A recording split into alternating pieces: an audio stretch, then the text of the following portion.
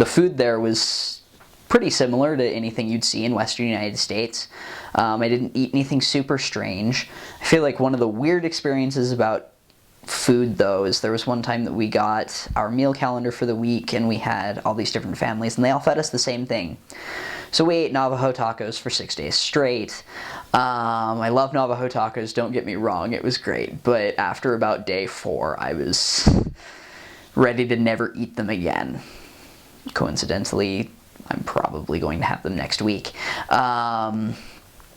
So that was one of the more interesting experiences as far as food goes. We also had one member who was infamous for his tacos that he would make. He used a lot of lard, a lot of cheese, and a lot of everything unhealthy you can imagine. And he invited us over. I had been fasting that day. And he said, okay, so the record is 12 tacos.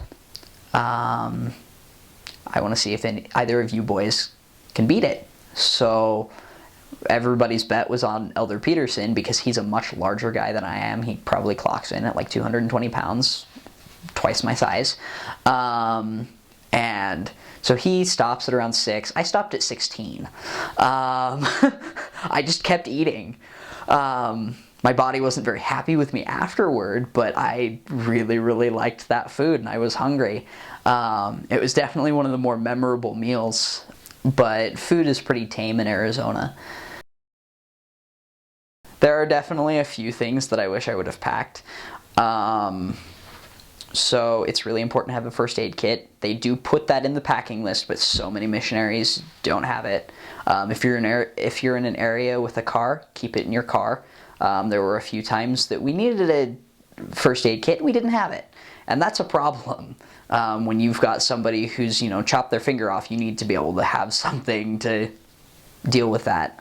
We had a member in my first area who just decided to go missing or have a finger go missing for a day.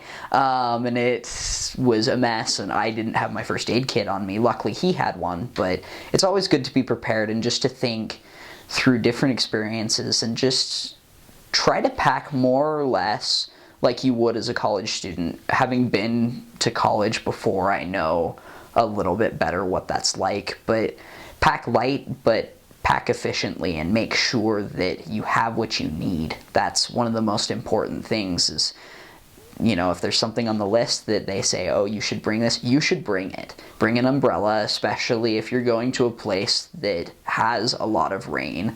Don't think, oh, I'll just get one later, because you won't. You're going 24/7 as a missionary. You have P-Day, but remembering what to shop for on P-Day is not always the easiest thing. And so just make sure to research the weather, research the people before you go, so that you know what to pack. The weather is also, like I said before, weather up in the White Mountains is very similar to what I'm used to here in Utah. However, we were there right in the middle of monsoon season, and so things were very wet. There was one time when I was down in Phoenix in my second area where we were sitting in the church parking lot just doing some planning things, and this rainstorm started out of nowhere, and then we started getting marble-sized hail falling, and at the edge of the parking lot we had a tree that just fell over, and it lasted for about a half hour. We were late for one of our appointments because of it. And I have never honestly seen that much precipitation in my life, and they say Arizona's a really dry state. It was insane. The streets were flooding all the time during monsoon season. There were some roads that were less well kept that were totally muddied up, and there were actually a couple times that we'd have to park the car and just walk there and get our shoes all muddy because we couldn't even drive through. That was definitely one of the crazier weather experiences. One of the harder experiences, though,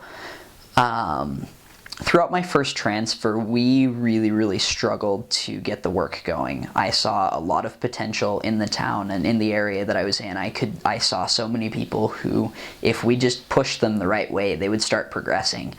But we had things that were getting in the way. My companion didn't really see things the way that I saw them, and certain members didn't see things the way that I saw them. We had a ward mission leader who was convinced that everyone's problem was the word of wisdom, and that we needed to get everyone to stop drinking, and that was the issue. Sad thing is, he was probably right. I think that about 60% of the people we were teaching had a drinking problem.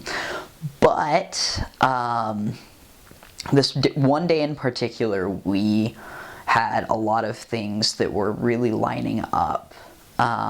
Just as far as people were concerned, there was this one family, the Peralta family. They were less active, and then they had their son's fiance who was not a member, and she was interested in taking the lessons. Well, we go and knock on her door and find out that she has been in bed with her fiance, and came to the door not exactly dressed, and it was just really discouraging, feeling like she was so excited to learn, but at the same time she was making these mistakes that would have had a lot of complications for her as far as being able to be baptized. And then later in the evening, we had a similar law of chastity issue with another one of our investigators. He was a really fun guy. I stumbled on him when I was on exchanges with our district leader. We were trying to look for someone and just knocked on this random door trying to look for him.